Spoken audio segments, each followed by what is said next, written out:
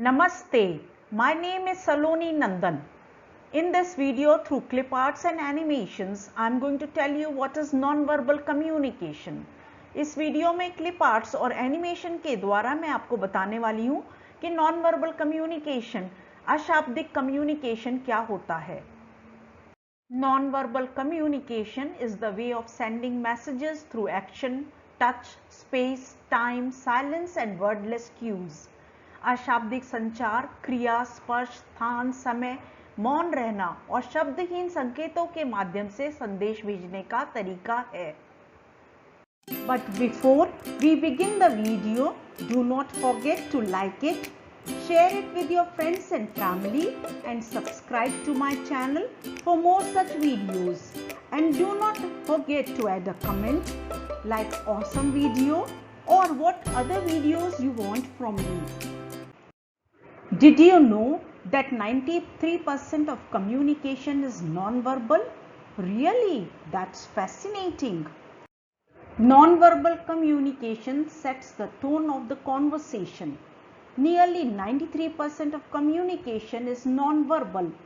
Non-verbal communication बातचीत का स्वर की शुरुआत करता है. लगभग 93% संचार या कम्युनिकेशन गैर मौखिक होता है. The main communication is through body language, which constitutes 55% of communication. संचार का मुख्य माध्यम शरीर के हाव-भाव से होता है, जो संचार का 55% होता है. So it is important to understand the aspects of non-verbal communication. इसलिए गैर मौखिक संचार के पहलुओं को समझना महत्वपूर्ण है. Tone and pitch of the voice constitute 38% of communication. स्वर और आवाज की पिच कम्युनिकेशन या संचार का 38% होते हैं. संचार में बोले जाने वाले शब्द केवल 7% होते हैं.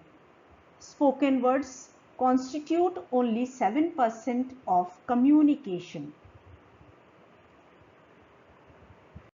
There are 7 types of non-verbal cues: Chronemics, Proxemics, personal appearance, Kinesics, Haptics, physical environment, and Paralinguistics.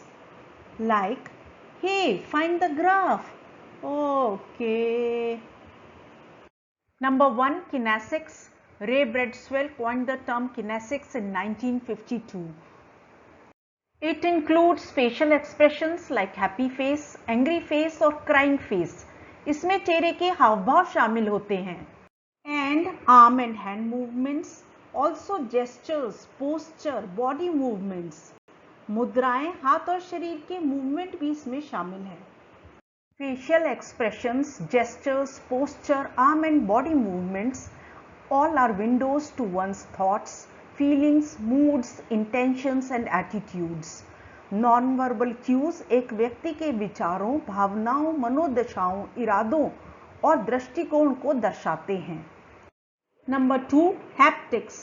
Touch is also a way to communicate with others. स्पर्श भी दूसरों से संवाद करने का एक तरीका है. Haptics is a Greek word which means I touch. Haptics एक ग्रीक शब्द है जिसका अर्थ है स्पर्श करना. Different meanings are assigned to being touched depending on the length and manner of touching. छूने की लंबाई और तरीके के आधार पर स्पर्श के अलग-अलग अर्थ होते हैं.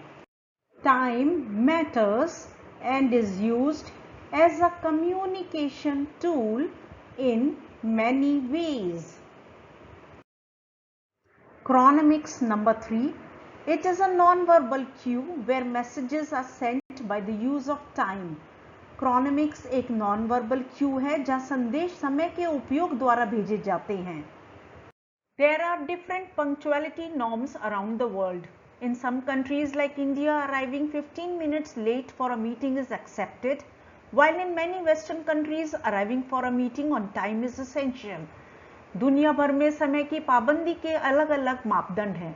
भारत जैसे कुछ देशों में बैठक के लिए 15 मिनट देरी से पहुंचना स्वीकार किया जाता है, जबकि कई पश्चिमी देशों में बैठक के लिए समय पर पहुंचना आवश्यक है. People have expectations from others regarding waiting and response time. लोगों को प्रतीक्षा और प्रतिक्रिया समय को लेकर दूसरों से अपेक्षाएं अलग-अलग होती हैं. How long will he take to come? Number 4, personal appearance. It includes people's sense of dressing, their public appearance and physical features, which send messages about them and play a significant role in determining how a message that is sent will be interpreted and received by others.